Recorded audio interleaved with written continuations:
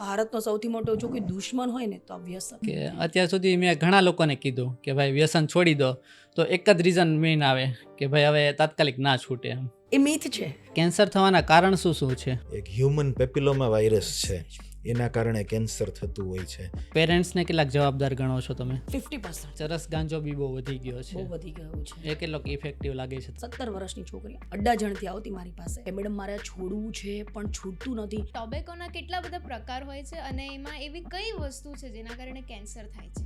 તમાકુ, માવો, 2 hormone release થાય. કરોડપતિ માણસ છે જે 1998માં 1 કિલો સોનું રોજનું વેચતો, એટલો 3 નાની દીકરી 29 વર્ષની ઉંમર ને ત્યાં ડેથ થઈ ગઈ. કેન્સર ટ્રીટમેન્ટ માટે ગવર્મેન્ટ સ્કીમ્સ છે. યસ. ઘણા બધા પેશન્ટ્સ હોય છે ને, કેન્સર પેશન્ટ્સ, એ લોકોના વાળ કાઢી નાખવામાં આવે છે, તો એ કેમ એવું હોય છે? અત્યારના યુથને આ ટોબેકો સેસેશન માટે શું તમે મેસેજ આપશો? તો આજના પોડકાસ્ટના ખાસ મહેમાન છે જેની પાસેથી આપણે ઘણું બધું જાણવાનું અને શીખવાનું છે. તો આ પોડકાસ્ટને છેલ્લે સુધી જોજો, કારણ કે પોડકાસ્ટ પત્યા પછી ઘણા લોકોના જીવનમાં ઘણા બદલાવ આવવાના છે. તો આવો તમને પણ મળાવીએ આજના ખાસ મહેમાનને, ડૉક્ટર સોનલબેન, ડૉક્ટર અર્પિતભાઈ. આજના પોડકાસ્ટમાં તમારું દિલથી સ્વાગત છે. Thank you. આજના 31 મે વર્લ્ડ નો ટોબેકો ડેના દિવસે આ સરસ મંચ પર તમે અમને ડૉક્ટર અર્પિત અને ડૉક્ટર સોનલ ને ઇન્વાઇટ કર્યા, એ બદલ અમારી પૂરી બેલડિયા ટીમનો ખૂબ ખૂબ આભાર. કેમ છો બંને? બસ મજામાં. અર્પિતભાઈ? સરસ એકદમ. તો વાંધો નહીં. તો આ પોડકાસ્ટને આપણે શરૂ કરીએ તો એનાથી શરૂઆતથી લઈએ તો તમારા બંનેનું પ્રોફેશન શું છે? By profession I am dentist, BDS dental surgeon. હું 7 વર્ષથી બેલડિયા હોસ્પિટલ સાથે જોડાયેલી છું. અમારી 3 બ્રાન્ચ છે, અમરોલી, નાના વરાછા, મોટા વરાછા. અને બેઝિકલી કેવું હોય કે ડેન્ટલ ફિલ્ડમાં કોઈ એક ડેન્ટિસ્ટ કામ કરતું હોય, બટ અમારી જે બેલડિયા ટીમ છે એમાં અમારી સ્પેશિયાલિટી છે, અમારા 10 ડેન્ટિસ્ટની ટીમ છે. લાઈક મેઇન અમારા ત્યાં ડૉક્ટર શિવમ બેલડિયા, જેમનું કામ ડાપણ દાઢ કાઢવાનું. ડૉક્ટર અર્પિત વિરડિયા, જેમ MDS છે, મૂળિયાની સારવાર કરે દાંતમાં, તો એમનું સ્પેશિયલ કામ એ કરે.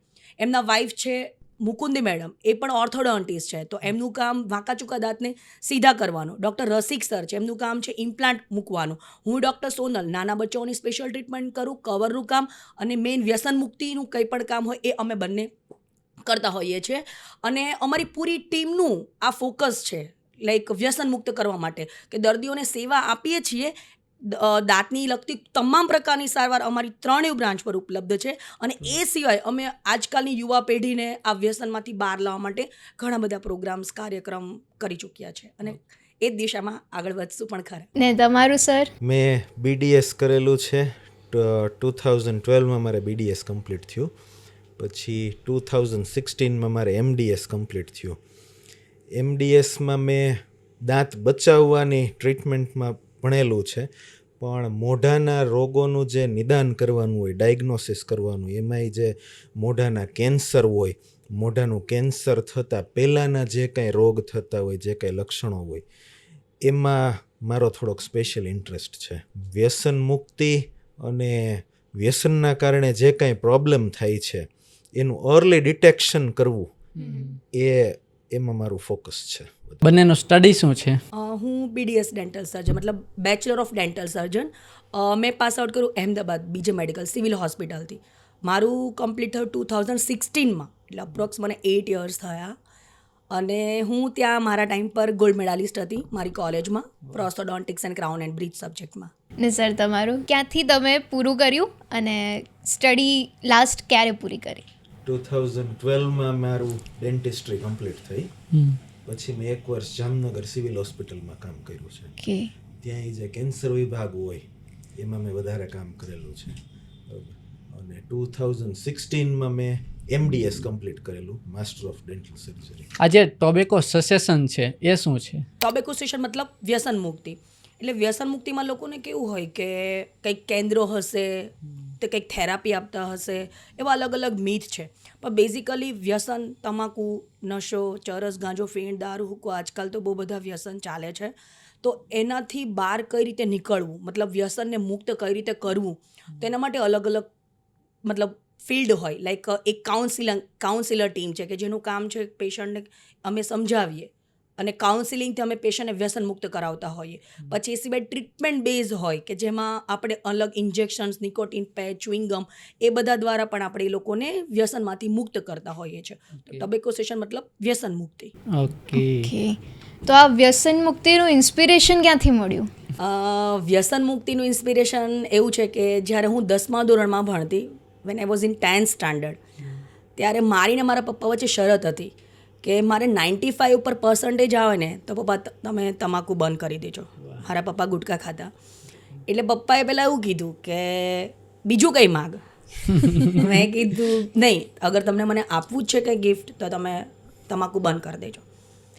થયું એવું કે 10thનું રિઝલ્ટ આવ્યું, એ દિવસે મારા 93% હતા. આઈડિયલી જ્યારે સ્કૂલ ટાઈમમાં હું 95, 97 સ્કોર કરતી, એટલે મને હતું કે નહીં 95 ઉપર હશે જ મારા, બટ અનફોર્ચ્યુનેટલી મને 93 હતા. એટલે હું રડી કે મારા પપ્પા હવે મને નહીં બંધ કરે. મારો સ્ટેટ લેવલમાં નંબર હતો, સ્ટીલ આખો દિવસ રડી કે પપ્પા નહીં બંધ કરે. પછી સાંજે પપ્પાને એવું લાગ્યું કે જે છોકરીને 10મા ધોરણમાં 93% આવ્યા છે છતાંય રડે છે, એટલે એણે મારી સોસાયટીમાં પાર્ટી આપી અને એકદમ કે નહીં બહુ સારું પર્સન્ટેજ લાવ્યા છે. એણે મને નહીં કીધું પણ સડનલી માવો સ્ટોપ. મમ્મી જોડે વાત કરી, બધું જ ફેંકી દીધું ડસ્ટબિનમાં. નેક્સ્ટ ડે જ્યારે હું ઉઠી એટલે મને ખબર પડી કે હું શરત તો હારી ચૂકી છું પપ્પા જોડે, બટ સ્ટીલ મારા ફાધરે મારા માટે માવો મૂકી દીધો.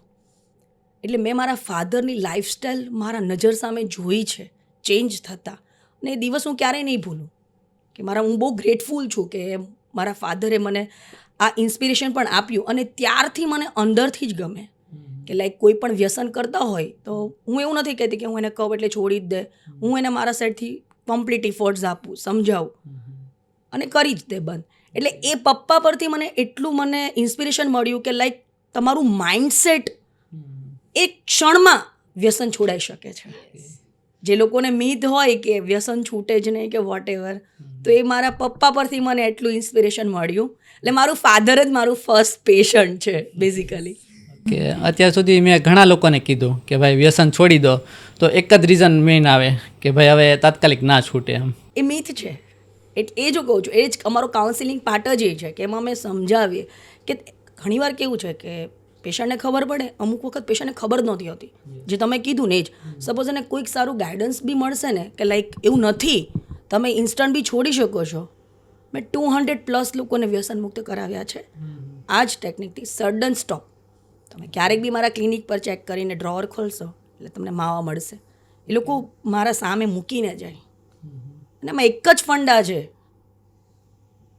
આજે અત્યારે આ જ ક્ષણ, બિકોઝ મારા ફાધરને બી એને જે બી ફીલ થયું, એટલે તમને ફ્રેન્ડ્સ, કલીગ્સ જ્યાંથી બી ઇન્સ્પિરેશન મળે, પણ એક પોઈન્ટ હોય એટલે સડન સ્ટોપ થઈ જ જાય એમ. આ કેન્સર થવાના કારણ શું શું છે? કેન્સર થવાના બહુ બધા રીઝન છે. મોઢાનું કેન્સર જે થાય છે ને એ મોટે ભાગે વ્યસનના કારણે થાય છે. લાંબા સમયથી પાન મસાલા, બીડી, ગુટકા એવું બધું લેતા હોય.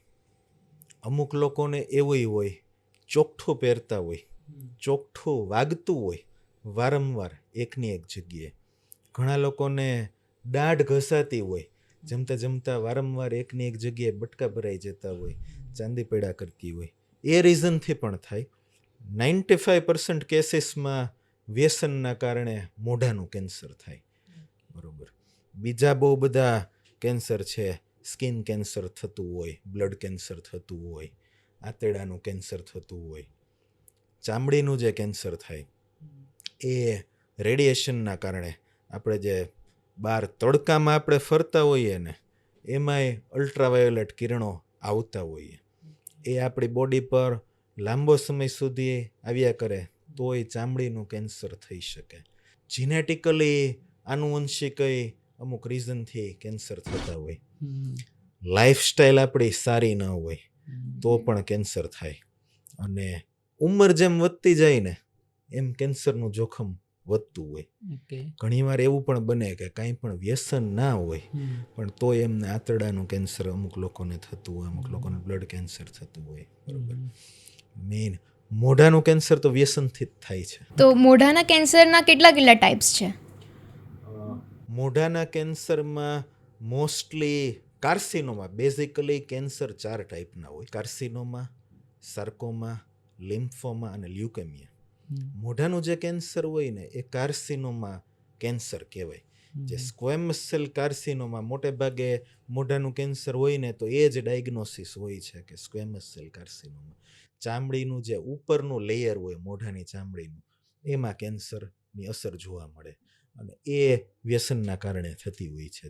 આપણે જે સોપારી, તમાકુ એવું બધું ખાતા હોય ને એ ચામડીના ઉપરના લેયર ઉપર લાંબો સમય સુધી કોન્ટેક્ટમાં રહેતી હોય અને એ ત્યાંનું ડીએનએ ચેન્જ કરી નાખે, મ્યુટેશન કરી નાખે અને કેન્સરમાં કન્વર્ટ થતું હોય. તો તમે જે મોઢાના કેન્સરની ટાઈપ્સ કીધી એમાંથી સૌથી ઝડપી વધતી ટાઈપ અને સૌથી ખતરનાક કઈ છે? સ્ક્વેમસ સેલ કાર્સિનોમા. સ્ક્વેમસ સેલ કાર્સિનોમા સૌથી વધારે જોવા મળે છે. એનો સ્પ્રેડ એ બહુ ફાસ્ટ થાય છે અને ઘણીવાર એ મોઢામાંથી ફેલાય અને લિમ્ફ નોડ છે, બોડીના અન્ય પાર્ટ સુધી સ્પ્રેડ થઈ જતું હોય. એના રિએકરન્સના ચાન્સીસ હોય છે. એકવાર કેન્સર થઈ જાય પછી સર્જરી, ઓપરેશન, ટ્રીટમેન્ટ બધી થઈ જાય પછી એવું બને કે અમુક સમય પછી ફરી પાછું કેન્સર એ જ પેશન્ટમાં થાય. આ જે કેન્સર થાય છે એની ઓછામાં ઓછી એજ કેટલી છે? ઓછામાં ઓછી એજ એવું કાંઈ નથી હોતું. ઘણીવાર નાના નાના બાળકોને કેન્સર થતું હોય છે, બરાબર.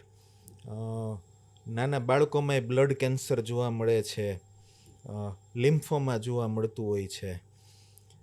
એ વસ્તુ આપણા હાથમાં નથી કઈ એજમાં કેન્સર, પણ વ્યસનના જે કેન્સર થતા હોય છે ને એમાંથી 75-80% એવા લોકોને જ કેન્સર થાય છે કે જે લોકો કંઈક વ્યસન સાથે સંકળાયેલા છે. કેન્સર અટકાવવા માટે વ્યસનથી દૂર રહેવું જોઈએ, બરાબર.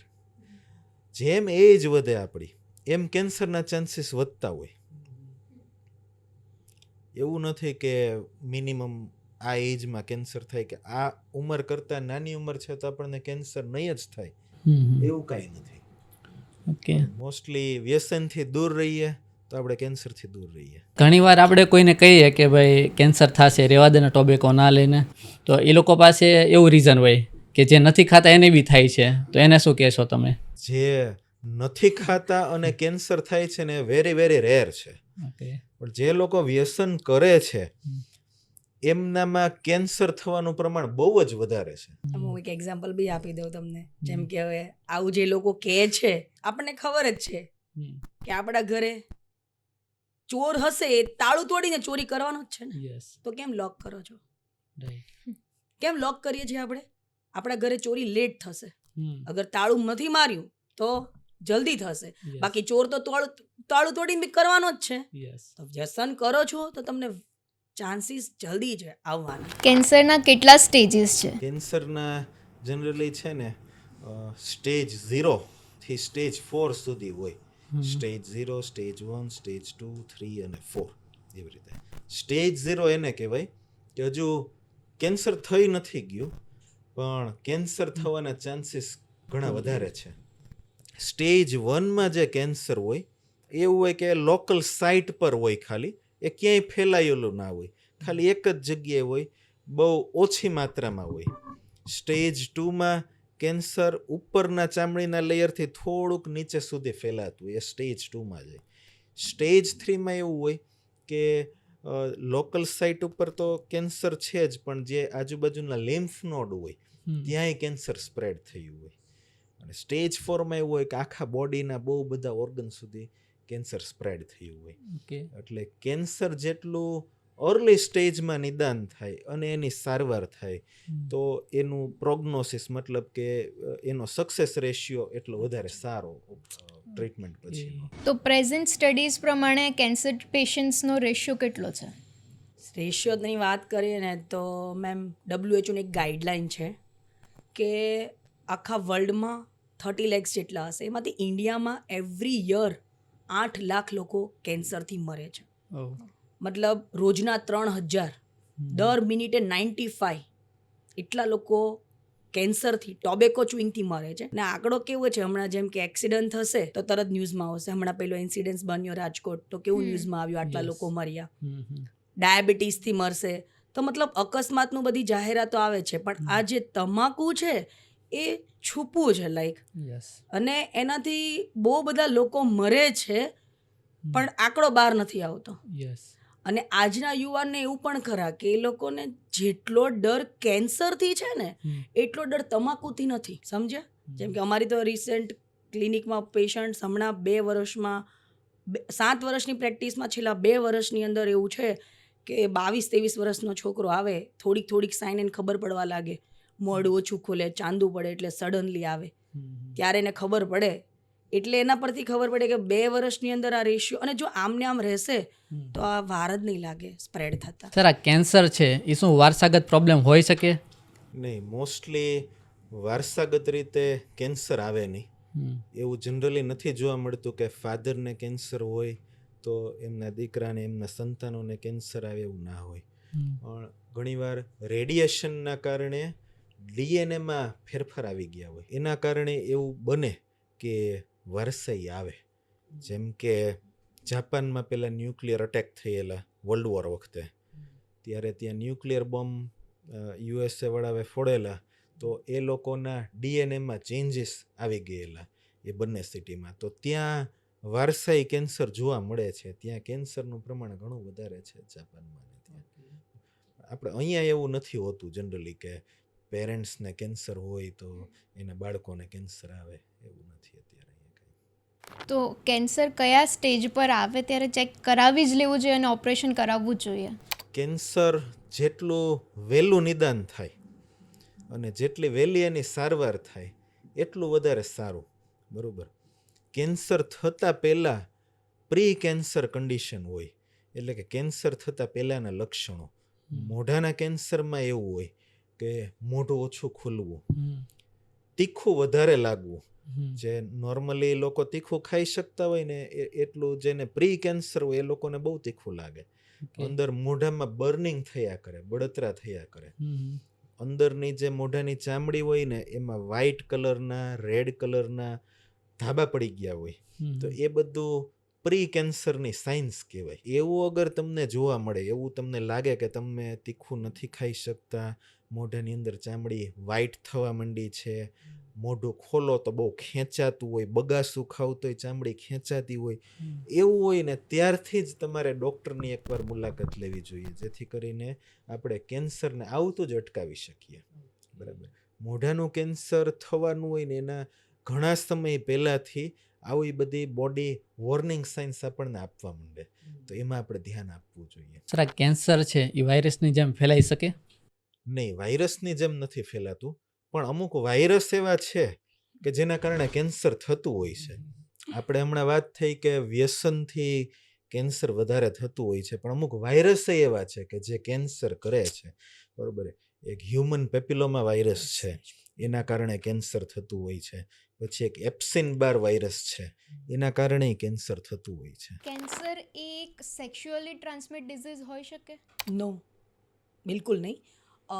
HIV કહી શકાય sexual transmitted disease, but cancer no. મને એક વાત નથી સમજાતી કે આ લોકોને વ્યસન કરવાની જરૂર શું પડે છે? આજકાલની પેઢી દેખાદેખી. વ્યસનમાં કેવું છે કે અત્યારે પહેલાં ગર્લ નહોતી કરતી, લાઈક હવે ગર્લ્સનો રેટ બી વધી ગયો છે. છોકરાઓ સ્કૂલે એકબીજાનું જોઈને શીખે, કોલેજમાં આવશે ત્યારે ગ્રુપ કમિટી. હવે એડ્સ બી એવી આવે છે, લાઈક એડ્સમાંથી બી જોઈને એ લોકો ઇન્સ્પાયર થાય કે વચ્ચે મેચની અંદર કંઈક એડ આવે કે જે થોડું બીડી સિગરેટ ફૂકે એટલે એની એનર્જી બૂસ્ટઅપ થાય. તો એ થોડું એડ્સના લીધે પણ આ બધું વધી ગયું છે. અને મેઇન હું જે કાઉન્સેલિંગ લેતી હોઉં ને એના પરથી મને એવું ખબર પડી છે કે એ જે એજ ગ્રુપ છે ને એ મેજોરિટી 18 years, 17-18 years, કે એ એજમાં એ લોકોને બહુ જ એવું થાય કે આપણે કંઈક કરી બતાવીએ, કંઈક કરીએ, જેને એને નથી ખબર કે આ વસ્તુ કરવાથી અત્યારે તમને ટેમ્પરરી રિલેક્સ મળશે, પછી આગળ જતાં આ જ તમારા પર હાવી થઈ જશે.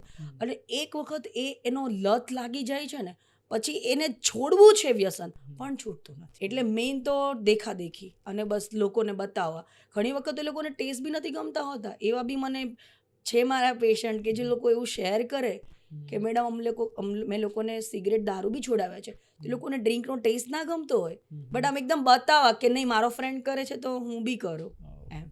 એટલે એ હા. અને ઘણા બધા મોટા 35 yearsના લોકો બિઝનેસમેન, એ લોકો સ્ટ્રેસ રિલીવ કરવા, પણ એ લોકોને એવું લાગે છે, નો ડાઉટ આની અંદર નિકોટિન એક એવું દ્રવ્ય આવે કે જેનાથી લોકોને છે ને સ્ટ્રેસ રિલીઝ થાય. એટલે એ ટેમ્પરરી છે. તમને થોડોક ટાઈમ માટે એમ થશે મને બહુ મજા આવે છે, સારું લાગે છે, એટલે લોકો સ્ટ્રેસ રિલીવ કરવા માટે એ વસ્તુ કરે છે. પછી એને છોડવું છે પણ છૂટતું નથી. એટલે અમુક લોકોનો એ બી રીઝન છે કે એવું લાગે કે થાક લાગ્યો છે, ચલો કેમ પાર્ટીઓમાં કરે, બહુ દુઃખ છે તો બી લોકો વ્યસન તરફ જશે, બહુ સુખ છે તો બી લોકો વ્યસન તરફ જાય છે. ખાસ ગર્લ્સને શું કહેવા માગશો તમે? ગર્લ્સને ડેફિનેટલી બંધ કરો આ બધું, બિકોઝ હવે કિટી પાર્ટીઓમાં ગવર્મેન્ટ તો કેવું કે એ લોકોને તો જેમ ટાઈમ જશે ને એમ આ બધી વસ્તુમાં એ લોકો એડવાન્સ લાવવા લાગ્યા છે. પહેલાં નોર્મલી ટોબેકો, તમાકુ જ ખતરનાક છે. ઓકે, કોઈ બી ફોર્મમાં પીવો, માવો, પાન મસાલા, રજનીગંધા, ગુટખા, સોપારી, હવે હુક્કો ચાલુ કર્યો છે તેમાં ગર્લ્સ કિટી પાર્ટીમાં. એ લોકોને એવું લાગે છે કે આમાં નથી. તો પ્લીઝ આજની યુવા પેઢી, આ બધી જ વસ્તુમાં ટોબેકો છે. અગર ટોબેકો નહીં હોય તો કેમ બેન લાગે? લોકો એવું વિરોધ કરે છે. એવા 2-3 પેશન્ટ્સ બી હતા કે એ લોકો એવું કે ના ના મેડમ આમાં તો નથી આવતું, આમાં તો ખાલી ફ્લેવર જ આવે. અને ખરેખર એવું હોય કે એમાં ફ્લેવર આવે ને એટલે એ લોકો એવું કે આની અંદર તમાકુ નથી, પણ તમાકુ હોય પ્લસ ફ્લેવર હોય છે. એટલે હું આજની સ્ત્રીઓને તે ખાસ એવું કહેવા માંગીશ કે તમે બંધ કરશો તો તમારા પાર્ટનર્સને, કલીગ્સને તમે હેલ્પ કરાવી શકશો. કહેવાય ને કે સમાજનું આભૂષણ નારી જ છે, તો પછી સ્ત્રીઓ તો બિલકુલ આનાથી દૂર રહે એટલું સારું. એના જગ્યા પર ઊંધું થાય છે. જેટલા વ્યસન મુક્તિ કેન્દ્ર ખુલે અને જેટલા મુક્ત કરે ને એનાથી વધારે ઘણી સંખ્યામાં લોકો જોડાય છે. એટલે આજની પેઢીમાં મતલબ આપણા ભારતનો સૌથી મોટો જો કોઈ દુશ્મન હોય ને તો આ વ્યસન. એટલે આપણે આ પેઢીને અગર સમાજમાં સારું કામ કરવા માટે આગળ લાવી છે તો વ્યસન મુક્ત કરાવવું જ પડશે. પેરેન્ટ્સને કેટલાક જવાબદાર ગણો છો તમે? 50%, બિકોઝ પેરેન્ટ્સનું જોઈને જ શીખે છે. ઘણી હું મારા ત્યાં મારા જે કાઉન્સેલિંગ પાર્ટમાં હું જે પણ પેશન્ટને લઈ જાઉં, જેને બચ્ચાઓ હોય તેનો ખાલી આટલું જ કહું, કે તમારે છોકરો છોકરી એટલે એવું કહેશે યસ, તો ખાલી એટલું જ કહું એમને, કાલે ઉઠીને તમારો છોકરો ટોબેકો ખાશે કે સિગરેટ પીશે તો ચાલશે? એટલે ઇન્સ્ટન્ટ એની આંખમાંથી આમ આંસુ નીકળી જાય નહીં. ત્યારે એને રિયલાઇઝ થાય છે.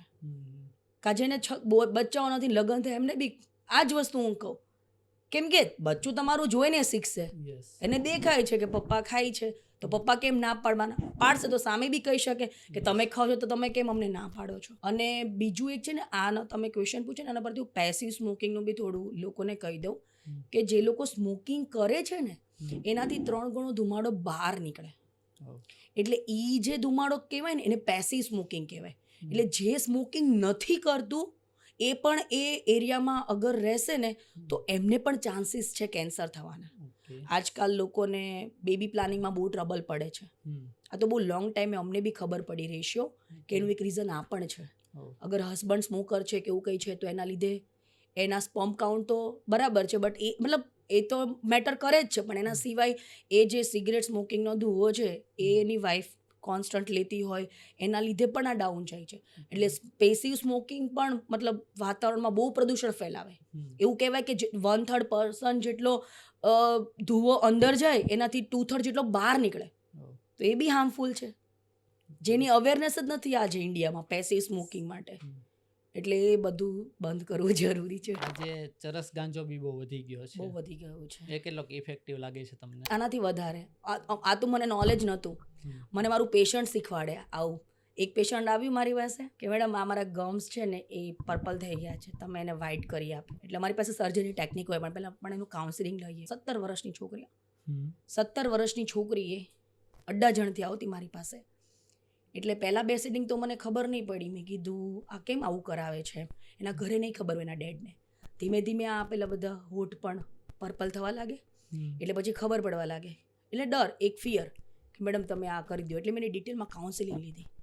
મને ખબર જ નથી કે આ શું કહેવાય. એટલું એક્સ્ટ્રાઓર્ડિનરી નામ બોલે, મેં આ કર્યું છે, આ કર્યું છે, આમ લિસ્ટ આઉટ. એટલે હું આઈ વોઝ શોક્ડ કે આ શું એમ.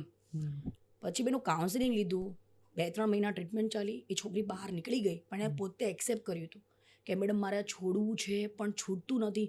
એટલે એ વસ્તુ તો એટલું બધું હાવી કરી જાય છે ને આ એજવાળાને કે એક વખત એડિક્શન થઈ ગયું પછી ધારીને બી બંધ નથી કરી શકતા એ લોકો. એને એજ બી એટલી નાની, એટલે મેચ્યોરિટી લેવલ બી 0. એ રિહેબ કેરમાં ગયેલી છોકરી છે, રિહેબ કેરમાંથી છૂટી થઈ ગઈ અને સ્ટીલ એને થોડું સ્ટ્રોંગ કાઉન્સેલિંગ કર્યું, આજે એમાંથી બહાર નીકળી ગઈ છે.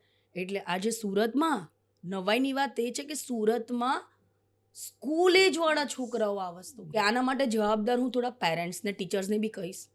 હવે તો હું એવું કહું ને તો કદાચ એવો રૂલ લાવી દેવો જોઈએ કે ટીચર્સ પણ બિલકુલ ટોબેકો હેબિટ પણ નહીં હોવી જોઈએ, કેમ કે એ હેબિટ કરશે તો બચ્ચાઓને શું શીખવાડશે. ઘણી સ્કૂલના વિડીયોઝ આવે છે ને કે સર પોતે ડ્રિંક કરીને આવ્યા હોય. હા, કોલેજ સ્કૂલ ને સુરતમાં આનું પ્રમાણ વધતું દેખાય છે, જે આપણે અટકાવી શકીએ, આપણા હાથમાં હજુ છે. અને ઘણા ખરા જે બિલ્ડિંગ્સ છે એના તો ટોયલેટ બાથરૂમમાંથી ઇન્જેક્શન ને એવું મળે છે. હા, પેલું તમે ઈ સિગરેટ વાળું એ તો ખબર જ નથી, એવી ઈ સિગરેટ બી આવી ગઈ છે હવે, ઇલેક્ટ્રોનિક સિગરેટ. કોઈને ખ્યાલ ન આવે, સ્ટુડન્ટ્સ ક્લાસરૂમમાં સ્મોકિંગ કરતા હોય, કોઈને સ્મેલ ન આવે, આવે તો એ પરફ્યુમ જેવી સ્મેલ આવે કે કંઈક ફ્લેવર જેવી.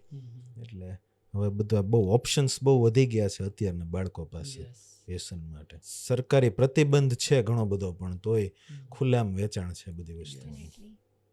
ગુજરાતમાં જો ને વચ્ચે દારૂબંધી હતી પણ તો પણ વેચાઈ રહ્યું છે. હા, સો ટોબેકોના કેટલા બધા પ્રકાર હોય છે અને એમાં એવી કઈ વસ્તુ છે જેના કારણે કેન્સર થાય છે? ટોબેકો બેઝિકલી બે ફોર્મમાં લોકો લેતા હોય. એક સ્મોકિંગ થ્રુ લે, એક સ્મોકલેસ લેતા હોય. સ્મોકિંગ થ્રુ લે એમાં આપણે બીડી છે, સિગરેટ છે, હુક્કા છે, બધું સ્મોકિંગમાં જાય. અને સ્મોકલેસમાં તમાકુ જે ચોળીને લોકો ખાતા હોય, માવા ખાતા હોય, પાન ખાતા હોય, ગુટકા ખાતા હોય, એ બધી વસ્તુઓ સ્મોકલેસ ટોબેકોમાં જાય. ઓકે. તમાકુની અંદર બહુ બધા એવા કન્ટેન્ટ છે કે જે કેન્સર કરી શકે, કાર્સિનોજેનિક વસ્તુઓથી કેન્સર થાય, બરોબર. પણ નિકોટિન એક એવી વસ્તુ છે, નિકોટિન પોતે ઓછી કાર્સિનોજેનિક છે, પણ એની લત લાગી જાય. એકવાર બોડીને નિકોટિન મળવા માંડે ને પછી બોડીને એમ થાય કે મારે હજી જોઈએ છે, હજી જોઈએ છે. એ કારણથી લોકો છોડી નથી શકતા. નિકોટિનનું કીધું એમાં એવું પણ છે, પોઈન્ટ એડ ઓન કરું કે એક સર્વે હતો વેબસાઇટ પર કે આ નિકોટિનનું એક ડ્રોપ તમે ઇન્ટ્રાવિનસ મતલબ આપણી નસમાં નાખીને ચેક કરશો ને તો માણસ સડન ડેથ થશે. તો તમે સમજી શકો કે આ કેટલું ઝેરી છે. 6,000 જેટલા દ્રવ્યો આવે છે તમાકુમાં, એમાં સૌથી મેજોરિટી જો કોઈ કન્ટેન્ટ હોય ને હાર્મફુલ તો એ નિકોટિન. ગજબ છે, પણ લોકો નથી સમજતા આજકાલની પેઢીને. મને તો એવું લાગે લાઈક આપણે પોતાની પ્રોડક્ટ વેચવી છે લોકોને, તો કેટલું માર્કેટિંગ કરીએ, કેટલી મહેનત કરીએ, ત્યારે આપણે આપણી ફિલ્ડમાં ઉપર આવે. ટોબેકોની પડીકી પર લખેલું છે કેન્સર થશે, સ્ટીલ કરોડ રૂપિયા કંપની કમાય. મૂર્ખા કોણ? આપણે એક જ પ્રોડક્ટ એવી છે કે વગર માર્કેટિંગ એ ચાલે, વગર માર્કેટિંગ ને એવું લખે છે કે આ મોત, તમે મોત લઈને જાઓ, સ્ટીલ એ રૂપિયા. આના જેવો સારો ધંધો કયો? તો હવે તો યુવા પેઢીને સમજ પડવી જોઈએ કે હું શું કહેવા માંગુ છું. આપણે ભણેલા ગણેલા છે એટલે આપણને ખબર પડવી જોઈએ કે આ વસ્તુથી જેટલું બહાર રહેવાય એટલું સારું. એક સ્વામીજીની બહુ સરસ ક્લિપ હતી કે એવું સરસ બતાવે છે ને કે છૂટા પ્રાણીઓને મૂકે ચરોતર પ્રદેશમાં કે જ્યાં તમાકુની ખેતી થતી હોય, એટલે બધા પ્રાણીઓ ત્યાંથી ફરીને યુટર્ન લઈ લે. મતલબ કહેવા શું માગે છે? પ્રાણીઓને સમજ પડે છે કે આ વસ્તુ ખાવા લાયક નથી. આપણે કોઈ પર્ટિક્યુલર માણસે નથી કહેતા, બટ એવું કે માનવ જાત નથી સમજતી હજુ કે આ વસ્તુ આપણા માટે નથી બની. આપણા ઘણા પેશન્ટ એવું આર્ગ્યુ કરતા હોય કે મારા પપ્પા ખાતા, દાદા ખાતા, એને તો કંઈ નથી થયું. અરે એને નથી થયું, તને થશે કાલ ઉઠીને. કોનું બ્લડ રિએક્શન શું કામ કરે થોડી આપણને ખબર છે. એટલે તમે એવો એક્સક્યુઝ આપશો કે આ આટલા ખાય છે. એવા પણ કેસ જોયા છે કે જે 50 વર્ષ સુધી ખાય છે ને કંઈ નથી થતું, અને એવાય કેસ જોયા છે કે જે 2 વર્ષ ખાઈને કેન્સર થઈને ડેથ થઈ જાય. તો આનું કન્ક્લુઝન તો એવું તો નથી ને કે આપણે ખાવાનું એટલે આજનો વર્ક કમ્પેરિઝન કરે. એ જ એટલે જ હું એ કહું છું કે આ મતલબ આવે મને અંદરથી એવું થાય કે આ લોકોને કઈ રીતે સમજાવું કે તમે તો સમજદાર પેઢી છો, બરાબર. આપણા મમ્મી પપ્પા વખતે ખરેખર સમજણ નહોતી, કોઈ સમજાવવાળું નહોતું, કોઈ ગાઈડ કરવાનું નહોતું. એ લોકોના ટાઈમ પર દાદાઓ બીડી ફૂંકતા, એને ખરેખર એ લોકોને અવેરનેસ નહોતી. હવે તો આપણને અવેરનેસ છે. ત્યારે આ બધું નિકોટિન શું, લેબ કઈ નહોતું. હવે તો બધું રિસર્ચ તમને, અને આજની પેઢીને બહુ પ્રૂફ જોઈએ છે, તો હરેક વસ્તુના પ્રૂફ છે તમારી પાસે, તો બંધ કરો હવે તમે. કેન્સર સિવાય બીજી શું અસર પડે વ્યસન? કેન્સર સિવાય કેવું છે કે વ્યસન લે ને એટલે એ લોકોને થોડોક ટાઈમ સારું લાગશે, પછી છે ને લાઈફમાં ડિપ્રેશન, એક શોર્ટ ટાઈમમાં ડિપ્રેશન આવવા લાગે. એ લોંગ ટાઈમ માણસ વર્ક નહીં કરી શકે, થોડું કામ કરે એટલે થાકી જાય, બેચેની અનુભવે, એકલો અનુભવે. એ લોકોને બતાવશે નહીં. હમ. જે વ્યસની માણસ થઈ જાય ને એટલે એ કેવું છે, માણસ પહેલાં વ્યસનની ટેવ પાડે, પછી વ્યસન માણસને પાડે. યસ એક્ઝેક્ટલી એવું છે. Yes yes. આ તમે જે મને ક્વેશ્ચન કીધું ને, હમ. એટલે એને ખબર જ નથી પડતી, પછી વ્યસનનો ગુલામ બની જાય છે રાઈટ. કે એની લાઈફ એના કંટ્રોલમાં નથી. અને આપણે વ્યસનના જાણી કારણે કેન્સર સિવાય અન્ય રોગની આપણે વાત કરીએ ને તો જે લોકો સ્મોક કરે છે એને ફેફસાનું કેન્સર થવાના ચાન્સીસ તો વધારે છે જ, પણ એના સિવાય બીજા શ્વાસના રોગો, શ્વાસ લેવામાં તકલીફ થવી, અસ્થમા થવું, લોહીમાં ઓક્સિજનનું પ્રમાણ ઓછું થઈ જવું, જલ્દી થાક લાગી જવો, થોડુંક ચાલે તોય શ્વાસ ચડી જાય, એવું બધું થતું હોય. પછી જે લોકો માવા, પાન એવું બધું ખાતા હોય એમને હૃદય રોગનું જોખમ ઘણું વધારે હોય છે. એમના માઇન્ડમાં જે યાદશક્તિ કહેવાય, જે વિચારવાની ક્ષમતા કહેવાય, એ બધી સમય જતાં ઓછી થતી જતી હોય. એટલે એવું નથી કે ખાલી કેન્સર જ થાય છે, કેન્સરની સાથે સાથે બોડીમાં બીજા બધા ઓર્ગનમાં ઘણી અસર છે વ્યસનના કારણે. અને મોસ્ટ ઓફલી કોઈને વ્યસન છોડવાનું કહીએ ને તો મેં એક ફ્રેન્ડને કીધું કે માવો છોડી દે ને, તો કે ખાવાનું નહીં આપો ને તો ચાલશે પણ માવો જોશે. એટલા ઓવર સ્માર્ટ ને ઓવર કોન્ફિડન્સ થઈ ગયા છે ને લોકો કે કોઈ સંજોગમાં એ મૂકવા નથી માગતા. તમાકુ, માવો એ આપણે જ્યારે શરીરમાં આપણા બોડીમાં આવે ને એટલે 2 હોર્મોન રિલીઝ થાય, બરોબર. એક ડોપામાઇન છે, એક નોરેડ્રીનાલિન છે. એ બંને હોર્મોન એવા છે કે એ હોર્મોન આવે ને એટલે બહુ મજા આવવા માંડે આપણને, અંદરથી હેપીનેસ લાગે, એનર્જેટિક ફીલ થાય, એવું થાય ને એટલે આપણને ગમે. એટલે જેટલી વાર બોડીમાં તમાકુ આવે, નિકોટિન આવે એટલે બંને હોર્મોન રિલીઝ થાય. એટલે એ એક રીઝન છે કે લોકોને મૂકવું નથી ગમતું, કે આમાંથી એટલો એને આનંદ આવવા લાગતો હોય એટલે એને મૂકવું નથી ગમતું. માણસ કરતાં વધારે ટોબેકો ગમવાનું કારણ એક આ છે એક આ કે છે. આટલી એક્સાઇટમેન્ટ, હેપીનેસ આવી હા, જાય, પણ happiness સમજતા નથી કે આનો કેટલો લોસ છે પાછળ. હા, શોર્ટ ટર્મ છે આ બધું, Yes. Long term. ઘણીવાર મેં એમ કેવું થતું હોય છે કે લોકોને દવાખાનું જ્યારે અડી જાય ને, મોટું આવી જાય ને, ત્યારે એ લોકોને આંખ ઉઘડે કે ભાઈ હવે આ ખોટું કર્યું એમ. સાચી વાત છે. અમારી રૂટીન પ્રેક્ટિસમાં અમે જોઈએ છીએ લાઈક ઘણા લોકો એવા હોય કે જે અફોર્ડેબલ નથી એટલું અફોર્ડ કરવાની, બરાબર. પછી એના મમ્મી પપ્પાને જેને પણ કેન્સર થયું છે એના ખર્ચા પાછળ લાગી જશે, Yes. એટલે એ માણસની જિંદગી 5 વર્ષ પાછળ ચાલી જાય. Yes. અને ત્યારે એને ઝાટકો લાગે છે કે આ શું થઈ ગયું હવે, પણ હવે સમય ગયો. યસ એટલે ખાસ કે આ વસ્તુમાં તમે એન્ટર જ ના થાવ. યસ. અને જેવું તમે કીધું કે અફોર્ડેબલ નથી, એવું બંને રીતે છે. અમુક લોકો એવા પણ છે કે જેને બહુ રૂપિયો છે, તો રૂપિયો પણ દવા નથી ને, નહીં. બિલકુલ નહીં. તમને એમ થાય કે મારી પાસે તો છે, હું તો જંગ જીતી ગયો.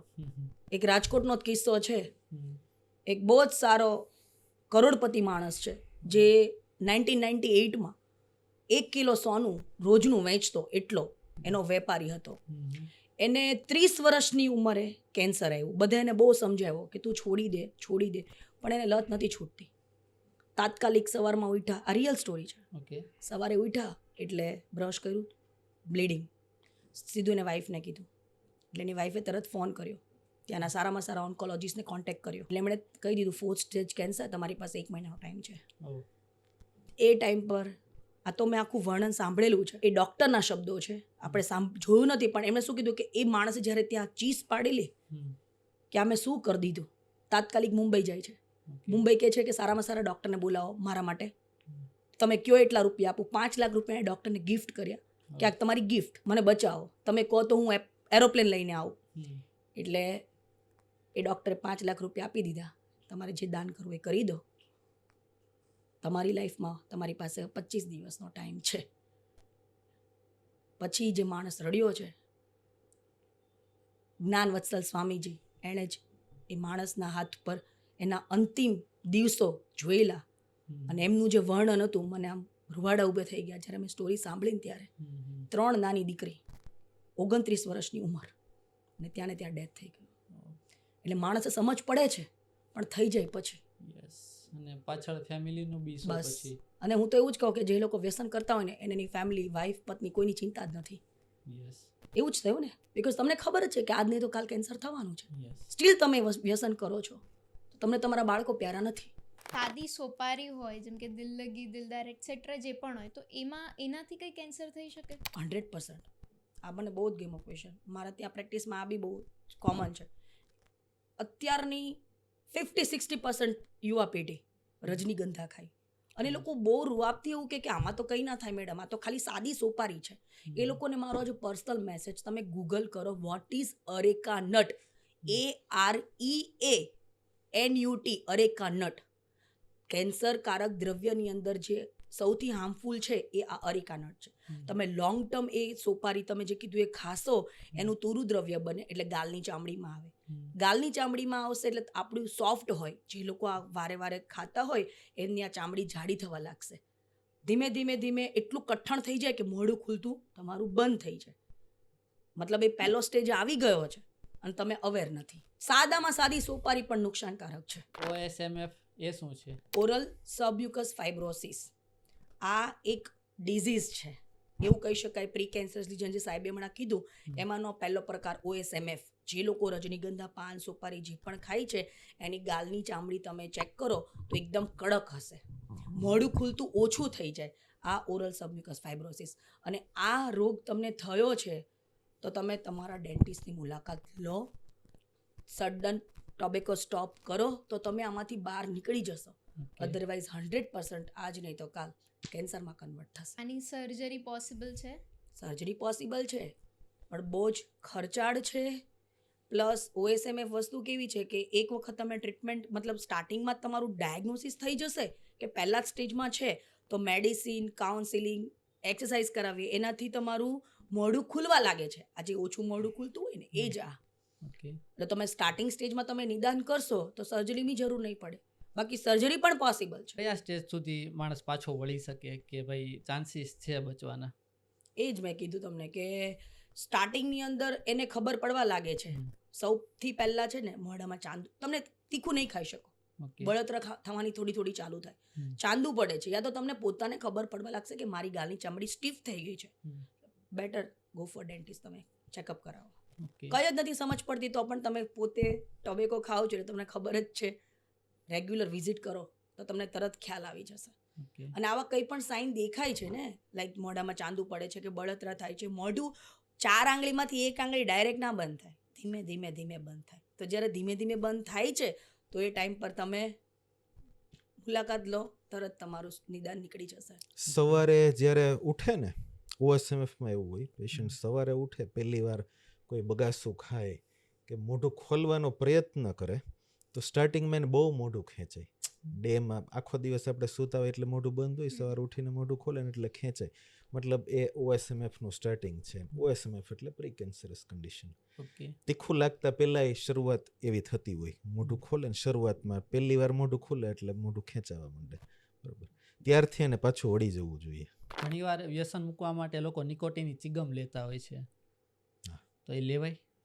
નિકોટીન ચ્યુઇંગમ કેવું છે, કોન્ટ્રોવર્સી છે, લઈ શકાય, તમને થોડું પીક મળે લાઈક છોડવા માટે. પણ હું મારી સ્ટડીઝ પરથી એવું કહું છું કે તમારે અગર વ્યસન છોડવું જ છે ને તો પહેલાં તમે માઇન્ડસેટ, પછી તમે ચ્યુઇંગમ, નિકોટીન પેચ, નિકોટીન ઇન્જેક્શન બધું જ અવેલેબલ છે. પણ કેવું 90% પેશન્ટ પછી ચ્યુઇંગમના એડિક્ટ થઈ જાય છે. એટલે હું કહીશ ચ્યુઇંગમ લો પણ તમારા કોઈ કાઉન્સિલરના અંડરમાં, નહીં કે તમે જાતે ડિસાઇડ કરી લો. જાતે ડિસાઇડ કરશો એનું રિઝલ્ટ શું, થોડોક ટાઈમ બંધ થશે પછી ફરીથી ચાલુ થઈ જશે. ઓકે. ચ્યુઇંગમથી કેન્સરનું કે એનું કોઈ જોખમ નથી. પણ જે મેં બીજી વાત કરી કે આપણે કાર્ડિયોવાસ્ક્યુલર જે હૃદય રોગનું જોખમ જે આપણે વધી જાય, એ બધા રિસ્ક તો ચ્યુઇંગમમાંય છે. એટલે બેટર છે કે ચ્યુઇંગમ વ્યસન છોડતી વખતે બરાબર છે કે ચ્યુઇંગમ, પેચ એવું કંઈ યુઝ કરીએ પણ ધીમે ધીમે એ બંધ કરી દેવું જોઈએ. શોર્ટ ટર્મ માટે યુઝ કરી શકાય, લાંબા સમય માટે યુઝ ના કરવું જોઈએ. તો આ જે મિન્ટ સિગરેટ્સ હોય છે એ સેફ છે કે પછી એમાં પણ ટોબેકો હોય છે? મિન્ટ સિગરેટ બી બિલકુલ સેફ નથી. ખાલી તમને આજની પેલી યંગ લોકોને એડિક્ટ કરવા માટે એ લોકો ફ્લેવર લાવે છે. બિલકુલ સેફ નથી. એમાં પણ ટોબેકો કન્ટેન્ટ તો હોવાના જ છે. ઘણા લોકો એવું પૂછતા હોય કે અમે રજનીગંધા ખાઈએ, દિલ્લગી ખાઈએ, અમે સાદી સોપારી ખાઈએ, એનાથી તો કાંઈ પ્રોબ્લેમ નહીં થતો હોય ને, એનાથી તો કેન્સરનું જોખમ નથી ને. પણ મારું પર્સનલ ઓબ્ઝર્વેશન એવું છે કે તમાકુ જે નડે છે ને એના કરતાં સોપારી વધારે નડે છે, અને સોપારી પ્લસ તમાકુ બંને વસ્તુ ભેગી થાય ને તો એ તો એકદમ હોરિબલ છે મોઢાનું કેન્સર થવા માટે, બરોબર. મોઢાના કેન્સર થતાં પહેલાં જે પ્રી કેન્સર થાય ને, જે લોકો સાદી સોપારી ખાતા હોય ને એને OSMF એટલે કે સબમ્યુકસ ફાઇબ્રોસિસ, જે કેન્સર થતાં પહેલાંના લક્ષણો છે, એ સૌથી વધારે સોપારી ખાઈને એને ડેવલપ થતા હોય છે. માટે સાદી સોપારી પણ ના ખાવી જોઈએ. વ્યસન મુક્તિમાં ફ્રેન્ડ્સ અને કલીગનો શું રોલ છે? બહુ મેજર રોલ છે. લાઈક અગર તમે વ્યસન કરો છો અને તમારા સાથે સારા સપોર્ટિવ ફ્રેન્ડ્સ કલીગ્સ છે તો તમને પીક મળશે. મતલબ આપણે પણ સપોઝ આપણા ગ્રુપમાં કોઈ વ્યસન કરે છે તો તમે લાઈક એની વાઈફ એ વારે વારે ડિમોટિવેટ કરશે ને કે તમે તો વ્યસન બંધ કરતા જ નથી, નહીં કરો. જેટલું નેગેટિવ સાઇન આપશો ને એટલે એ નહીં કરી શકે. તો તમે એને પોઝિટિવ સાઇન આપો કે તારાથી થઈ જશે, તું કરી શકીશ. એટલે હું એવું કહું કે જે વ્યસન મુક્ત કરતા હોય ને, ખાસ એની આજુબાજુના એની વાઈફ, એના છોકરાઓ, મારી જેવી સ્ટોરી છે એ મારા ઘણા પેશન્ટની પણ હોય છે કે જે એ ફાધર મને સામેથી કે મારી ડોટરે મને કીધું કે આ વખતે હું રિઝલ્ટ લાવું, કે મારી બર્થડે પર મને તમે આવું ગિફ્ટ કરો એમ. તો એ એક સપોર્ટિવ રોલ છે. એટલે જે વ્યસન મુક્ત કરે છે એના વાઈફ, એના છોકરાઓ, એના ફ્રેન્ડ્સ, એ લોકો એને આ વ્યસન મુક્ત કરવામાં વધારે સપોર્ટ કરી શકે છે અને એનાથી વ્યસન મુક્ત જલ્દી થશે. આ બધા વ્યસન મુક્તિ કેન્દ્ર ખોલે છે તો એ શું ખરેખર ઇફેક્ટિવ છે? યસ, ડેફિનેટલી છે. જેટલા પણ વ્યસન મુક્તિ કેન્દ્રો ખુલે છે એના અંદર હરેકની પોતાની સ્ટ્રેટેજી હોય છે. કોઈ યોગા, પ્રાણાયામ, કોઈક ઇન્જેક્શન પેચ ટેકનિક, મતલબ જે પણ રીતે કરાવે છે. પછી લાસ્ટ તમારું મન મક્કમ. એક જ વ્યસન મુક્તિ કેન્દ્રમાંથી એવા પણ લોકો હશે કે જેણે માવો, તમાકુ, પાન મસાલા બંધ કરી દીધા હશે અને એવા લોકો પણ હશે કે જેણે નથી કર્યું વ્યસન મુક્ત, રાઈટ? તો એ પછી પોતાના માઇન્ડસેટ પર છે. એ તો બધી જગ્યા પર રહેવાનું, પણ વ્યસન મુક્તિ કેન્દ્રો સફળ રહ્યા છે અને રહેશે જ. તમે જે ઇન્જેક્શન પેચ ટેકનિક કીધી એ શું છે? કેવું હોય, નિકોટિન પેચ હોય કે જ્યાં એમાં અમુક બોડીમાં ફિઝિયોલોજી વાઇઝ પેચીસ આવશે, ત્યાં તમારે પેચ લગાવી દેવાના. એટલે કોન્સ્ટન્ટ એમાંથી રિલીઝ થશે કેમિકલ. થોડો ટાઈમ માટે એને નિકોટિન નથી લેતું, મતલબ નશો નથી કરતું, તો પણ એને થોડું સારું લાગશે. એટલે ધીમે ધીમે પછી નિકોટિન પેચ પણ પહેલાં 3, 2, 1 એવી રીતે અમે સિક્વન્સમાં આપતા હોઈએ, પછી લાસ્ટમાં કમ્પ્લીટલી સડન સ્ટોપ કરી દઈએ. પણ આમાં એવું કે કોઈ ડૉક્ટરના અંડરમાં કરો. તમે અગર જાતે કરશો તો નહીં કરી શકો, કેમ કે પછી નિકોટિન પેચના એડિક્ટ થઈ જાય છે. અત્યાર સુધીની તમારી જર્નીમાં તમારા ફેમિલીનો કેટલો અને કેવો સપોર્ટ રહ્યો છે? ફેમિલીની વાત કરીએ ને તો હું જોઈન્ટ ફેમિલીમાંથી આવું છું. મારા હસબન્ડ સક્સેસફુલ બિઝનેસમેન છે. બાય પ્રોફેશન એની એન્જિનિયરિંગ ફિલ્ડ છે, master of engineering, urban planning. અને અમારું જોઈન્ટ ફેમિલી છે. તો મારે 20 મહિનાની નાની બેબી પણ છે. એટલે હું મારા ફેમિલીના હરેક મેમ્બરનો બહુ તહે દિલથી આભાર માનીશ કે હરેક મેમ્બરના કંઈક ના કંઈક સપોર્ટના લીધે જ હું આ સ્ટેજ સુધી આવી શકી છું. અને એ જ રીતે મારો પર્સનલ લાઈફ છે, એ જ રીતે મારી પ્રોફેશનલ લાઈફ પણ, જે બેલડિયા ટીમ છે અમારી મલ્ટિપલ ટીમ છે. લાઈક મતલબ બધા ડૉક્ટરની અલગ અલગ સ્પેશિયાલિટી, મતલબ અમારા બધાનો અલગ અલગ રોલ છે. અમે બધાનું એક મોટો છે, અમે બધા એકબીજાને આગળ વધવાની દિશામાં જ ગાઈડ કરીએ છીએ. ઇનફેક્ટ તમે મને જર્ની કહો ને તો મેમ સુરતમાં ઓછામાં ઓછા 10થી 15 ડેન્ટિસ્ટમાં હું ફરી ચૂકી હઈશ. જ્યારે મારું પાસ આઉટ થયું ને બધી જ જગ્યા ઉપર કે ક્યાં કેવું વર્ક થાય છે, શું થાય છે. મારા ઘરથી આ 12 કિલોમીટર દૂર છે, નજીકના એરિયામાં બી છે જ. સ્ટીલ હું અહીંયા સ્ટક થઈ બિકોઝ મને બેલડિયા હેલ્થ કેરમાં બહુ જ સારું એવું લાગ્યું કે નહીં, મને મજા આવશે એમ. અને અહીંયા જે મારા મતલબ મેં 200+ લોકોને વ્યસન મુક્ત પણ કર્યા છે, તો એનું એક પ્લેટફોર્મ મારું બેલડિયા હેલ્થ કેર પણ છે.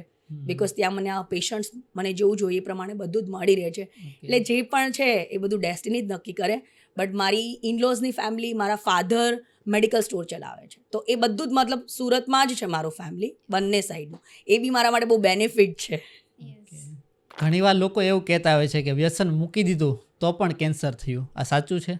હા, એવું થતું હોય છે, પણ એનું રીઝન એવું નથી કે વ્યસન મૂકી દીધું એટલા માટે કેન્સર થયું. જનરલી લોકો વ્યસન ક્યારે છોડતા હોય એ જ્યારે ડરી જાય.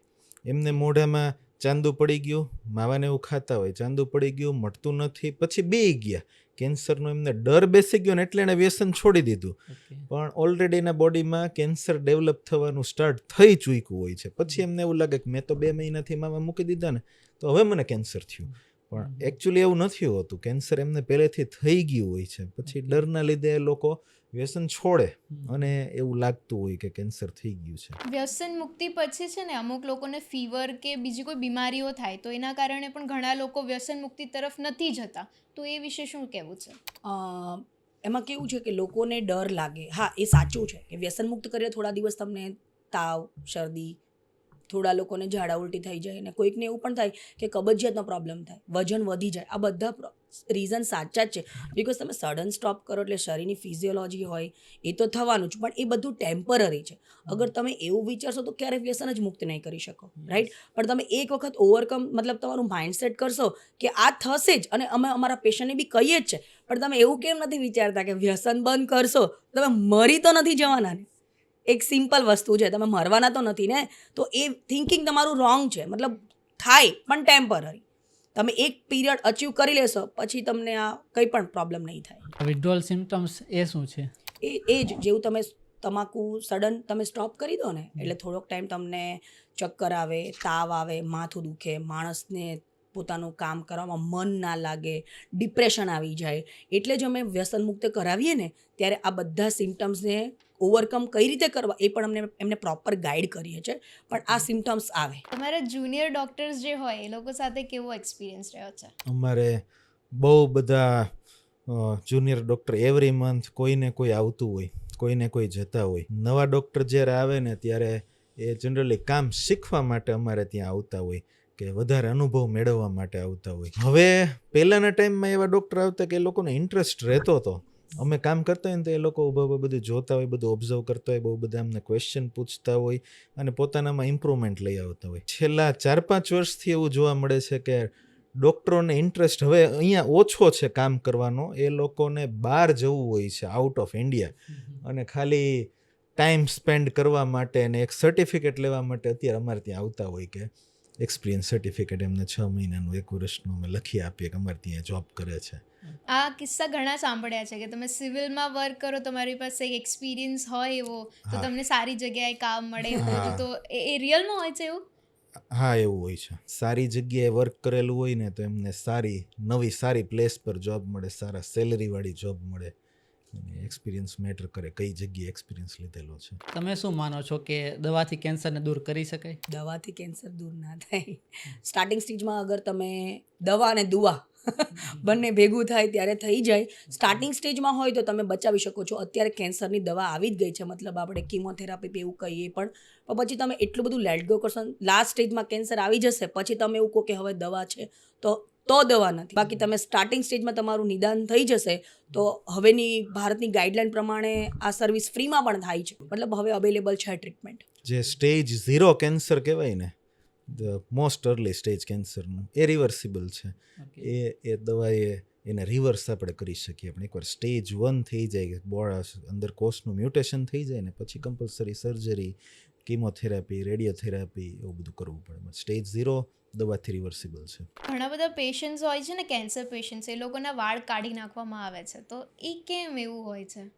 એકચ્યુઅલી છે ને, વાળ કાઢી નથી નાખવામાં આવતા, પણ જે કેન્સરની ટ્રીટમેન્ટ છે એમાં રેડિયોથેરાપી, કીમોથેરાપી એ બધું થાય ને એની એક આડઅસર છે કે વાળ ખરી જવા.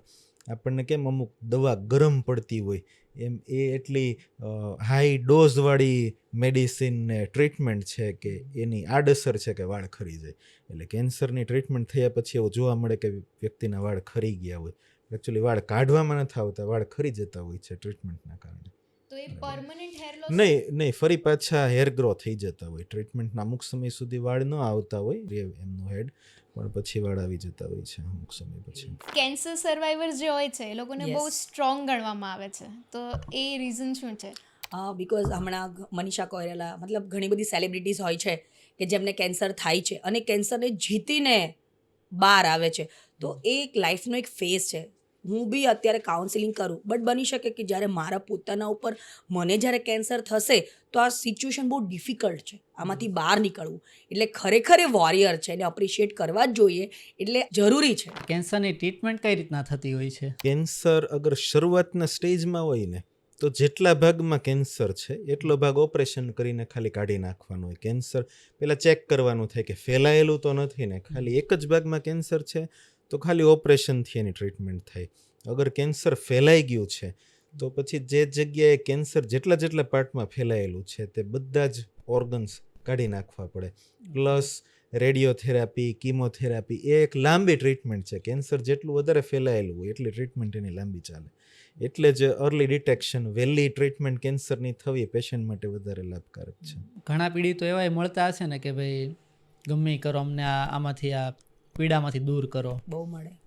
કઈ હદ સુધી તમે પીડા જોઈ છે? અમે ત્યાં સુધી જોઈ છે કે આજે મેં પેલી ડોટરની વાત કરીને એના જ એક રિલેટિવ્સ હતા. એમણે મતલબ એવી સિચ્યુએશન આવે કે પેશન્ટને કેન્સર છે એટલે અમને ખબર પડી જાય, અમે બાયોપ્સી કરાવીએ એટલે પેશન્ટ અમારી સામે બેઠું હોય અને આખું ધ્રુજતું હોય ને એમ કે મેડમ કેન્સર તો નથી ને. એ જ ટાઈમ પર અમારે એવો આન્સર કરવાનો હોય કે કેન્સર જ છે.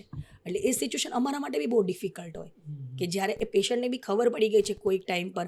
ઘણીવાર પેશન્ટ અવોઇડ બી કરે, એટલી હદે એને ખબર પડી ગઈ હોય ને એટલે એ ડરના લીધે એના સિમ્ટમ્સ એ સામેથી જોવું કે મેડમ કેન્સર મસર કાંઈ નથી, મને ખાલી નાનું મોટું ચાંદુ જ છે, તમે જોઈ આપો ને એમ. એ અમે ફીલ કરી શકીએ કે પેશન્ટ કેટલું ફિયરફુલ છે.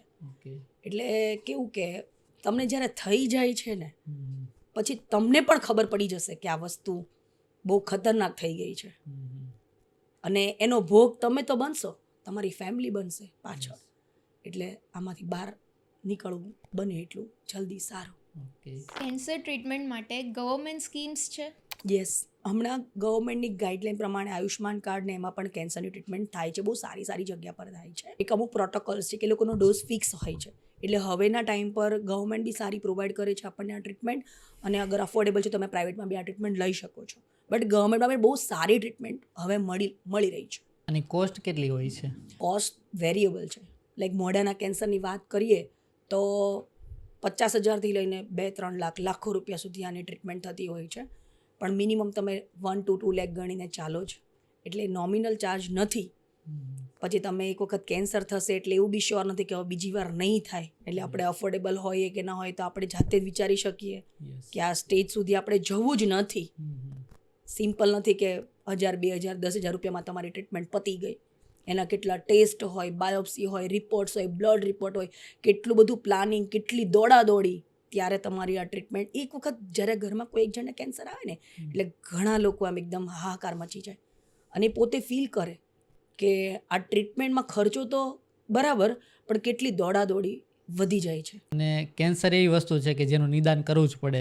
અને ઘણા પેશન્ટ એવા બી આવતા હશે કે કરવું છે પણ પૈસા નથી. ડેફિનેટલી.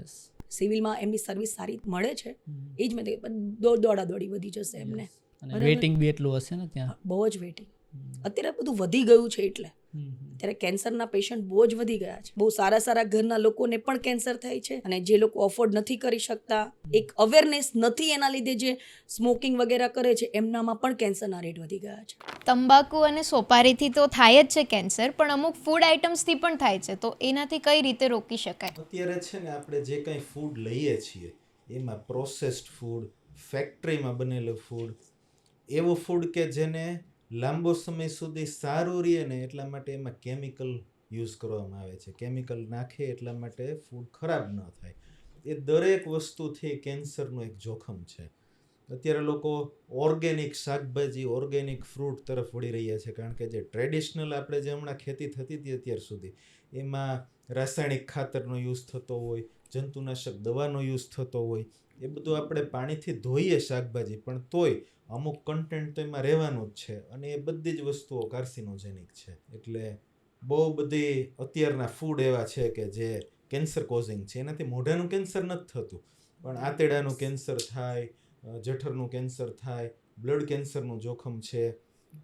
બહાર આપણે જ્યારે નીકળીએ જ્યારે તડકામાં આપણે બહાર નીકળીએ ત્યારે સનસ્ક્રીન યુઝ કરવું જોઈએ કારણ કે સૂર્યપ્રકાશમાં જે અલ્ટ્રાવાયોલેટ રેઝ છે, અમુક એવા રેડિયેશન આવતા હોય છે કે જેનાથી કેન્સર થતું હોય છે. ઘણીવાર સ્ત્રીઓને કેન્સર થતા હોય તો એના મુખ્ય કારણ શું હોઈ શકે? સ્ત્રીઓમાં પણ સેમ. હમણાં ગર્ભાશયનું કેન્સર બહુ નીકળ્યું છે. એમાં તો બહુ બધા કોન્ટ્રોવર્સી છે. મતલબ હમણાં સેનેટરી પેડ્સ, નેપકિન બધું બહુ અલગ પ્લાસ્ટિકમાંથી બનવા લાગ્યું છે. પછી હમણાં લોકો અત્યારની જે ગર્લ્સ છે એ ટેમ્પોન ને રબર કપનો વધારે યુઝ કરે છે. પ્લસ એ લોકોએ એક ટાઈમ પર એ લોકોએ આ વેક્સિન બી નથી લીધેલી હોતી, જેના લીધે આ ગર્ભાશયના કેન્સર, સ્તનના કેન્સર એના રેટ પણ બહુ વધી ગયા છે. જે સ્ટુડન્ટ્સને કેન્સર રિલેટેડ સ્ટડી કરવી છે તો એ લોકોએ કઈ ડિરેક્શનમાં આગળ વધવું જોઈએ? જે લોકોને પર્ટિક્યુલર એવું છે કે મારે કેન્સરની જ ફિલ્ડ ચૂઝ કરવી છે તો એ લોકોએ first go for MBBS. After that એ લોકોને અલગ અલગ ડિવિઝન આવશે PhD માટે કમ્પ્લીટ. એમાં જેનેમાં એને પર્સનલ એક ફિલ્ડ પણ લેવી છે તો એ MBBS પછી MS પછી પણ એ આગળ વધી શકશે, પણ એને 100% MBBS તો કરવું જ પડશે. હું એક એવો કિસ્સો કહેવા માંગીશ. મારે એક પેશન્ટ આવેલું 2019માં. એમને દાંત દુખતા હતા એટલે દાંત બતાવવા માટે આવેલા, પણ મને એમનામાં પ્રી કેન્સર જે સાયન્સ કહેવાય ને, કેન્સર પહેલાંના લક્ષણો એ જોવા મળેલા. એટલે મેં પેશન્ટની બાયોપ્સી કરાવીને તો એમને કેન્સર ડાયગ્નોસ થયું. ભાઈની એજ ઘણી ઓછી હતી, લગભગ 33-34 યર્સના હતા. કેન્સર ડિટેક્ટ થયું, કેન્સરની એમણે સર્જરી કરાવી, બધી ટ્રીટમેન્ટ થઈ ગઈ, સારું થઈ ગયું. પછી કોવિડ પછી મને પાછો એમનો ફોન આવ્યો 2021માં કે મને પાછું થોડુંક વ્હાઇટ અંદર થઈ ગયું એને એવું લાગે છે. તો મેં કીધું કે મને એકવાર તમે બતાવી જાઓ. મને ફરી પાછા બતાવવા આવ્યા. મેં ફરી પાછી બાયોપ્સી કરી તો રીઅકરન્સ થયું કેન્સરનું. અને જ્યારે બીજી વાર કેન્સર થયું ને ત્યારે એમના બોડીના બહુ બધા ઓર્ગન્સમાં કેન્સર સ્પ્રેડ થઈ ગયું હતું અને એ બચી ન શક્યા. નાની ઉંમરમાં એ એક્સપાયર થઈ ગયા.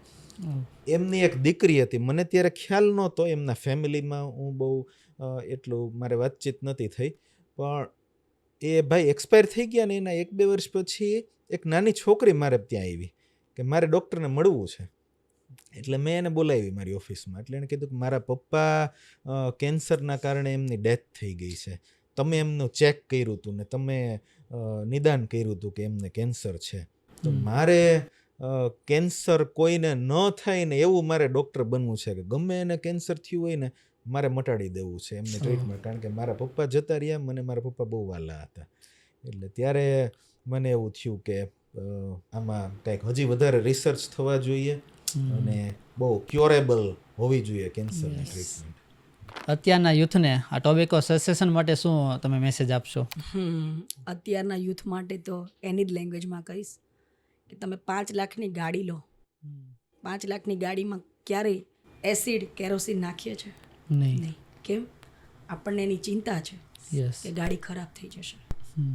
5 લાખની ગાડીની આટલી ચિંતા છે તમને, તો આ કરોડોનું જે મૂલ્યવાન શરીર છે એની કેમ નહીં? એની પણ એટલી જ ચિંતા કરો જેટલી તમે આ ગાડીની કરો છો. આજે આ તમારું જે બ્રોડકાસ્ટ છે એના થ્રુ હું લોકોને એક મેસેજ આપવા માગું છું. 31 મે વર્લ્ડ નો ટોબેકો ડે. આજથી જ આપણે દૃઢ મનોબળ રાખીને વ્યસનને મુક્ત કરીએ. તમને જે પણ પરિવાર મળ્યો છે એના માટે વ્યસન છોડવું જરૂરી જ છે. તમે પરિવાર માટે બન્યા છો એ હંમેશા યાદ રાખો. સારા મિત્રોનો સંગ કરો, જે લોકો વ્યસન કરે છે એનાથી દૂર રહો. પોતે દુઃખી છીએ, હું એકલો છું, આવી બધી નકારાત્મક વિચારધારાઓથી દૂર રહો અને વ્યસન મુક્ત કરીને બતાવો. કેમ કે આ સંસારમાંથી બહાર અને પોતાનાથી દૂર કરે ને તો એ વ્યસન જ છે. માણસની નબળાઈનો જો કોઈ શત્રુ હોય ને તો એ આ વ્યસન છે. તમારા માટે આખી દુનિયા છે, પણ તમારા પરિવાર માટે તમે જ દુનિયા છો. તો આજથી જ આપણે આ વ્યસન મુક્ત કરીએ, પોતાનો અને પોતાના પરિવારનો ઉદ્ધાર કરીએ. મેડમ, વ્યસન મુક્ત થવા માટે કોઈ એજ છે ખરા? કોઈ એજ નથી. તમને જ્યારથી સમજણ આવે ત્યાંથી તમે કરી શકો. ઘણા પેશન્ટ એવા પણ છે કે જેમને 35-40 યર્સ એવું થાય કે 20 વર્ષ જૂનો માવો નહીં છૂટે, તો એ મિથ છે. મારા ડેડની મેં તમને મારી સ્ટોરી કીધી, એમની એજ પણ 38-40 જ હતી ત્યારે, અને તમને 25-30 વર્ષે જ્યારે સમજણ આવે ત્યારે બંધ કરી શકો. એક મારું રિસેન્ટ પેશન્ટ જ છે કે જેણે 45 યર્સની એજે સિગારેટ છોડી, અને એ સિગારેટની માત્રા હતી રોજની 25. એટલે કોઈ એજ નથી વ્યસન મુક્ત કે નહીં થાય. તમારે માઇન્ડસેટ ક્લિયર કરવાનું છે, ખાલી દૃઢ મનોબળ જોશે, બાકી કોઈ પણ એજ પર તમે વ્યસન મુક્ત કરી શકો. ઘણા લોકો કોઈ બી સંજોગમાં માનવા તૈયાર ના હોય, એને શું કહેશો? એ લોકોને હું એટલું જ કહીશ કે તમે જ્યારે તમારી લાસ્ટ કન્ડિશન આવી જાય, પછી તમને રિયલાઇઝ થશે એ 100% છે. તમને આજે એમ હોય કે કાંઈ નથી થવાનું, આ તો નોર્મલ છે. નોર્મલ કશું નથી. તમે ભણેલા તો છો ને, આટલું તો તમને ખબર જ છે ને કે આ કેન્સરકારક દ્રવ્ય છે, Yes. આનાથી મારી જિંદગી થશે. અને હું તમને તમારા શરીરની ચિંતા ના હોય ને ભાઈ, તો તમે તમારા પરિવારની ચિંતા કરીને વ્યસન મુક્ત કરી દો. ઘણા છોકરાઓ તો મા બાપને એકના એક હોય છે, એ બી હા, નથી એ બી સમજતા. નથી સમજતા. કોઈને વ્યસન મુક્ત થવું છે તો એનો ટાઈમ પીરિયડ કેટલો હોય છે? વ્યસન મુક્ત થવા માટે છે ને એની આખું કાઉન્સિલિંગમાં અમે એની સાયકોલોજી જાણતા હોઈએ કે એનો શું બિઝનેસ છે, એ શું વર્ક કરે છે, એ બધું મેટર કરે. બેઝિકલી એમાં 2 ટેકનિક છે. એક કટ ડાઉન, મતલબ ગ્રેજ્યુઅલી ધીમે ધીમે ધીમે ધીમે કરશે, અને એક ટર્કી સડન સ્ટોપની અંદર તમને થોડા વિડ્રોલ સિમ્ટમ્સ વધારે આવવાના ચાન્સીસ છે, પણ પોસિબલ છે. મેં 200+ પેશન્ટને જે પણ માવો મતલબ બંધ કરાવ્યો છે એમાં હું આ જ ટેકનિક યુઝ કરું છું, સડન સ્ટોપ. એટલે જ્યારે વિચારો એ જ ટાઈમ. પણ એના માટે મારે એનું સ્ટ્રોંગ કાઉન્સિલિંગ લેવાનું હોય. સ્ટ્રોંગ કાઉન્સિલિંગ મારું થઈ જાય પછી હું વિધિન 1 વીક એને ટાઈમ આપું અને એની ટેસ્ટ બી કરાવતી હોઉં, લાઈક દાંત સાફ કરી દઉં એને. એટલે સપોઝ એને એક ફિયર બી રહેશે કે અગર હું ખાઈશ તો મને ખબર બી પડી જાય. એટલે એક ફિયરના લીધે પણ એ એક વીકની અંદર સડન બંધ કરી દેશે. અને એવા કેસીસ પણ છે કે જે લોકોનું મને બિઝનેસ એની સાયકોલોજી પરથી મને ખબર પડે કે આ લોકોને મારે આ રીતે ટ્રીટ કરવાના, તો એ લોકો માટે ટાઈમ પીરિયડ હોય જ છે. એ લોકો ધીમે ધીમે બંધ કરે. જેમ કે દિવસના પહેલાં 10 ખાતા હોય તો પછી 8, પછી 7, 6, 5 એવી રીતે કરતાં કરતાં મેક્સિમમ 1 to 2 મંથ, એનાથી વધારે ટાઈમ પીરિયડ નહીં, બિલકુલ નહીં. અને પછી આ જે તમે વ્યસન મુક્તિનું કહો છો તો એના અંદર 7D ટેકનિક આવે છે. મેં આઈ કેન કેર કરીને એક હૈદરાબાદ બેઝડ સ્પેશિયલ ટોબેકો સ્ટેશનનું કાઉન્સિલર ડિપાર્ટમેન્ટ છે, એમના ત્યાં મેં આ કોર્સ કરેલો છે. ઓકે. તો એમની સાયકોલોજી પ્રમાણે 7D ટેકનિક આવે છે કે જેના અંદર ઘણા પેશન્ટ એવા હોય કે જેમને તમાકુ પાન મસાલા બંધ થઈ ગયા હોય, 6 મહિના, 8 મહિના, વર્ષ પછી એ ફરીથી ખાવાનું ચાલુ કરે. તો Okay. એની પણ અમારી પાસે ટેકનિક છે કે શું એમાં અમે કરી શકીએ કે જેનાથી એ પણ સ્ટોપ થઈ જાય. તમારા થ્રુ ટોબેકો સેશન કરાવવા માટે કઈ રીતે કોન્ટેક્ટ કરી શકો? તમે અમને અમારી વેબસાઇટ છે બેલડિયા હેલ્થ કેર, એના થ્રુ પણ તમે અમને કોન્ટેક્ટ કરી શકો છો. અને અમારી 3 બ્રાન્ચ છે, નાના વરાછા, મોટા વરાછા અને અમરોલી. તમે કોઈ પણ બ્રાન્ચ પર એની ટાઈમ અપોઇન્ટમેન્ટ લઈ શકો છો. અને તમે ખાલી કોલમાં કહેશો કે વ્યસન મુક્ત કરવા માટે અમારે અપોઇન્ટમેન્ટ જોઈએ છે, તમને એની ટાઈમ મળી જશે. ડૉક્ટર સોનલબેન, ડૉક્ટર અર્પિતભાઈ, આજે ઘણું બધું તમારી પાસેથી જાણ્યા અને શીખ્યા, અને આશા છે કે જે કોઈ પણ આ પોડકાસ્ટ જોતા હશે એમને પણ એક ઇન્સ્પિરેશન મળશે કે અને વ્યસન મુક્ત થશે. તમે પણ આજે 31 મે વર્લ્ડ નો ટોબેકો દિવસે અમને લોકોને ઇન્વાઇટ કર્યા અને તમારા પોડકાસ્ટ થ્રુ બહુ સારા લોકોને મેસેજ પહોંચાડવા માટે અમને ચાન્સ આપ્યો, એ બદલ તમારો પણ ખૂબ ખૂબ આભાર. તો મિત્રો, આશા છે કે આજના પોડકાસ્ટમાંથી તમે ઘણું બધું જાણ્યા અને શીખ્યા પણ હશો. બસ આશા એવી પણ છે કે આવતીકાલથી નવી જિંદગી ચાલુ કરો. અગર તમે એક પેરેન્ટ્સ છો તો સૌથી પહેલાં તો તમારે વ્યસન છોડી દેવું જોઈએ, કારણ કે તમે તમારા બાળકોના રોલ મોડલ છો. તમને જોઈને તમારા બાળકો તમારામાંથી વ્યસન કરવાનું શીખશે. અને આજકાલ અલગ અલગ રીતના વ્યસનો આવતા હોય છે.